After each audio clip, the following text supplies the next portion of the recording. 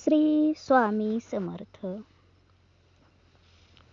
देवी देवतांचा मान सन्मान कसा करावा?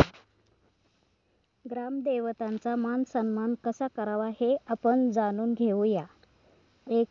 दर अमावास्येला आपल्या परिसरातील म्हणजेच आपण सध्या राहत असलेल्या परिसरातील ग्रामदेवतांचा मान सन्मान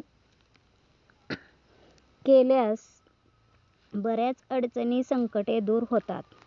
1. नागिनीचे पान घ्या देठासहित. त्यावर दक्षिणा, सुपारी, खारीक, भीमसेन कापूर देवी समोर वा देवासमोर दक्षिणेतर ठेवायचं. दक्षिणेकडे देठ आला पाहिजे. 3.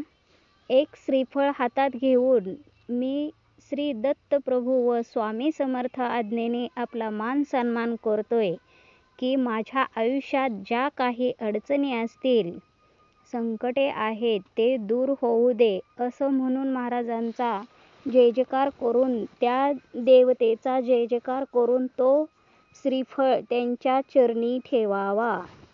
4. त्याचबरोबर जे काही असेल फूलहार, खडीसाखर म्हणून नैवेद्य दाखवावा. 5. ठराविकपणे आपण सर्वांनी जर दर अमावास्येला त्याचप्रमाणे एखाद्या विशेष कार्यासंबंधी ज्या त्या देवी देवतांच्या वारानुसार कार्यक्रम केला तर आपल्या घरावरील अनेक अशा अशुभ शक्तींचा त्रास कमी होतो, संकटे दूर होण्यास व कार्यमार्गी लागण्यास उपयोग होतो. 6. सध्याच्या स्थितीत अनेक प्रकारचे व्हायरस आजार घरोघरी पोहोचत आहेत. आपलं हातून संरक्षण होण्यासाठी आपल्याला हे करायचं आहे. 7.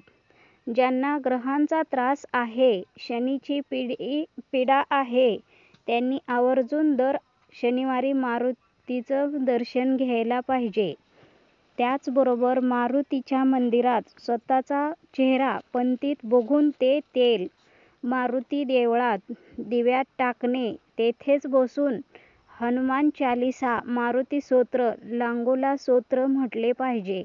त्यानं ग्रहपीडा नाहीशी होते. 8.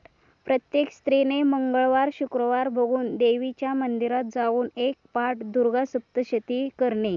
त्याने घरातील बरीच कामे मार्गी लागतात. अलक्ष्मी निघून जाते, लक्ष्मी स्थिर होते आणि आपल्या घरात कुलदेवीचा वास राहतो. श्री स्वामी समर्थ. श्री गुरुदेव दत्त.